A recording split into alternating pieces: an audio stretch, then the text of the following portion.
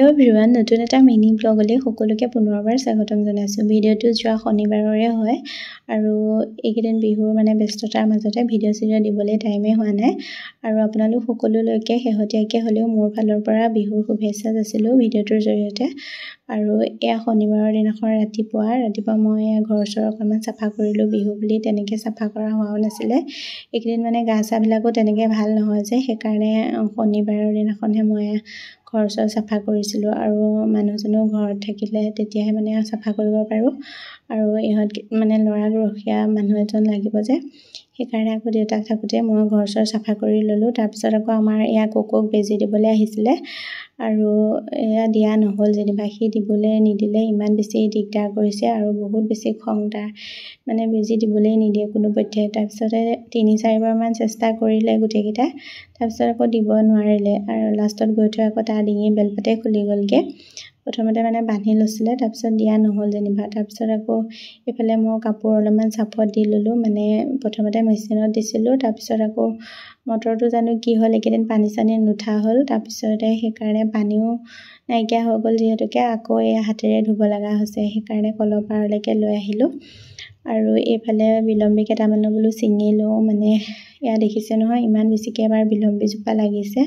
তাৰপিছত কাপোৰত দিলেও চাফা হয় যে, সেইকাৰণে কেইটামান ছিঙি ল'লোঁ আৰু এয়া পৰি থকাকেইটাও মই আকৌ পেলাই নিদিওঁ, বাচনে বৰ্তনে দি দিওঁ, তেতিয়া একদম চাফা হৈ যায়। কাপ চাপ কিবা দাগ চাগ লাগি থাকিলেও সেইবোৰো চাফা হৈ যায়গৈ। তাৰপিছতে এয়া চিম্পুলকৈ ভাতকেইটা খাই ল'লোঁ আৰু খাই বৈ লৈ এয়া কাপোৰ কানিখিনি জাপি কুচি এয়া মাহঁতৰ ঘৰলৈ যাবলৈ ওলাইছোঁ। ল'ৰা আকৌ নাযায়। তাৰপিছতে গোটেইকেইটা আহিলোঁ, আহি পেলাই মাহঁতৰ ঘৰতে থাকিলোঁ সেইদিনা। তাৰপিছত এয়া হ'ল নেক্সট ডে ৰাতিপুৱা, উৰুকাৰ দিনাখন, আৰু ভাইটিয়ে ৰাতিপুৱা খোৱাৰ পৰা উঠিয়ে এয়া নাৰিকল ৰুকি আছে আৰু মই এইফালে আপোনালোকক সুবিধা পাওঁতে আমাৰ পিছফালৰ পথাৰখন অকণমান দেখাই দিছোঁ দেই। পৰিৱেশটো ইমান বেছি ভাল লাগে, সেইটো কাৰণে অকণমান দেখাই দিলোঁ। তাৰপিছত ময়ো অকণমান লাগি দিলোঁ আৰু এইফালে মায়ে পাচলি কাটি আছে ভাত বনাবৰ কাৰণে। আৰু নাৰিকলখিনি এয়া ভাইটিয়ে কাটি কুটি দিলে, মই বোলো এতিয়া এইখিনি মিক্সাৰ জাৰত ভালকৈ মাৰি লওঁ। আৰু মই নাৰিকলৰ লাড়ু বনালে ৰুকি থাকিব এলাহ লাগে, সেইকাৰণে এনেকৈ মিক্সিতে মাৰি লওঁ। আৰু আপোনালোকেও যিসকলে নাজানে এনেকৈ বনাব পাৰিব দেই। প্ৰথমতে মই এয়া নাৰিকলখিনি ক'লা বাকলিটো এৰুৱাই লৈছোঁ, সেইখিনি খোৱাও ভাল নহয় আৰু ক'লা বাকলিটো দিলে দেখিও ভাল নালাগে, সেইকাৰণে মই এনেকৈ আঁতৰাই দিওঁ যিমানখিনি পাৰোঁ। তাৰপিছত আকৌ আপোনালোকে পাৰিলে ইয়াতকৈ আৰু সৰু সৰু কৰিব পাৰে, তেতিয়া পিচিবলৈ বেছিহে ভাল হয়। তো মিক্সাৰত গোটেইখিনি মই এনেকৈ অলপ অলপকৈ এতিয়া মিক্সাৰ জাৰত এনেকৈ পিচি ল'লোঁ আৰু এয়া চাওক ধুনীয়াকৈ আমাৰ পিচ খাই গ'ল গোটেইখিনি। আৰু গোটেইখিনি নাৰিকল এয়া মোৰ পিচি হৈ গ'ল আৰু মই 4টা নাৰিকল লৈছিলোঁ আৰু তাৰে এয়া 2টা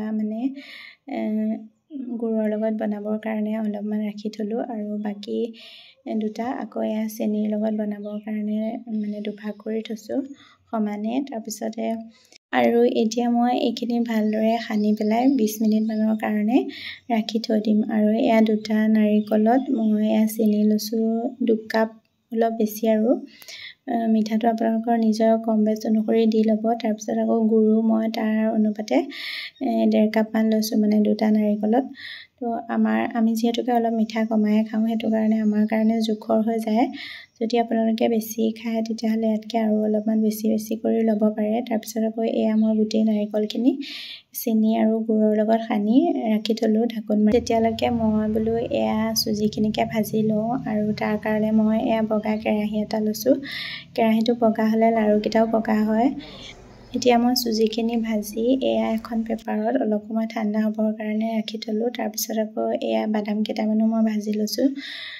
আপোনালোকে যদি বেয়া পায় নিদিলেও হয় বাদামটো, তো আমি বাদাম দিলে ভাল পাওঁ, সেইকাৰণে অকণমান ভাজি পেলাই এইকেইটা খুন্দনাত আকৌ খুন্দি পেলাই টুকুৰা কৰি পেলাই দিম আৰু। তাৰপিছতে এয়া মই এতিয়া নাৰিকলখিনিও ভাজি আছোঁ আৰু অলপ সময় ভাজি লোৱাৰ পিছত এয়া মই অকণমান ইলাচি গুড়ি এড কৰি দিছোঁ আৰু ইলাচি গুড়িখিনি দি পেলাই আকৌ ভালদৰে লৰাই দিছোঁ। তাৰপিছত আকৌ অলপ অলপকৈ চুজিখিনি এড কৰি দিছোঁ, যিখিনি ভাজি থৈছিলোঁ যে আগতীয়াকৈ, সেইখিনি অলপ অলপকৈ এড কৰি এয়া ভালদৰে মিলাই দিলোঁ আৰু ল' টু মিডিয়াম ফ্লেমত এইখিনি মই অলপ সময় ভাজি আছোঁ আৰু ভাজি যেতিয়া এয়া অকণমান আঠা হৈছে মানে আপোনালোকে চাই ল'ব আৰু যেতিয়া অকণমান হাতত লৈ চাব যদি এনেকৈ লাড়ু বনে তেতিয়াহ'লে বনাবৰ কাৰণে হৈ গৈছে আৰু পাৰফেক্ট। তো সেইটো কাৰণে মই এইখিনি নমাই ৰাখি থলোঁ আৰু মই এটাহে বনালোঁ। তাৰপিছত এয়া মাহঁতক বনাবলৈ লগাই দিলোঁ আৰু এইফালে ছোৱালীয়ে আকৌ আইতাকক পিঠাগুড়ি খুন্দি দিছে আৰু এইফালে আমাৰ ল'ৰাও আহিছে খোৱাৰ পৰা উঠি, সিও লাড়ু বনাব বোলে। আৰু এয়া চাওক আমাৰ লাড়ু চাড়ু বনাই হৈ গ'ল। ভালকৈ ভিডিঅ'হে কৰা নহ'ল, মানে আমাৰ আকৌ ফটো উঠা উৎপাত লাগিলে।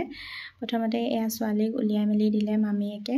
মই মেকআপ চেকআপ কৰিব নাজানো দেই, মানে নিজেও নাজানো আৰু আনকো কৰি দিব নাজানো, সেইকাৰণে তাইক এয়া মামীয়েকে উলিয়াই মেলি দিলে। প্ৰথমতে আকৌ আমি এয়া চাদৰৰ ওপৰত উঠাবলৈ আনিলোঁ তাইক ফটো। তাৰপিছতে তাত মানে আন্ধাৰ নিচিনাই হ'লহি অকণমান, সেইকাৰণে বোলো এয়া পথাৰত ইমান ধুনীয়াকৈ ৰ'দ চ'দ পৰি আছে আৰু ভিউটো ইমান ধুনীয়া চাওকচোন। তো সেইটো কাৰণে এয়া পথাৰলৈকে লৈ আহিলোঁ আৰু পথাৰতে এয়া ফটো চটো উঠাই দিলোঁ আৰু ভিডিঅ'ও কৰি দিলোঁ অকণমান আৰু ৰিলচ এটা বনাব দিছিলোঁ। তাই আকৌ মামীয়েকৰ আগত লাজ কৰিলে, সেইকাৰণে ৰিলচ বনোৱা নহ'ল বাৰু। তাৰপিছত আকৌ আমিও আহি জল্দাজল্দিকৈ এয়া নিজেও অকণমান সাজি কাচি ল'লোঁ, বিহু বুলি বোলো আমিও ফটো দুকপিমান উঠোঁ। আৰু এয়া আমাৰ ফটো চটো উঠা হৈ গ'ল, এনেকৈ চিম্পুলকৈ উঠি ল'লোঁ আৰু ইফালে মই বিহু বুলি আকৌ থ্ৰেডিঙে কৰা হোৱা নাই বাৰু। যি কি নহওক আজিৰ মিনি ব্লগটো ইমানেই আছিলে। ভিডিঅ'টো যদি চাই অকণমান হ'লেও ভাল পালে লাইক এটা কৰি দিব। শেষত সকলোলৈকে বহুত বেছি ধন্যবাদ ভিডিঅ'টো শেষলৈকে চোৱাৰ বাবে। তো আজিলৈ আহিছোঁ, বাই।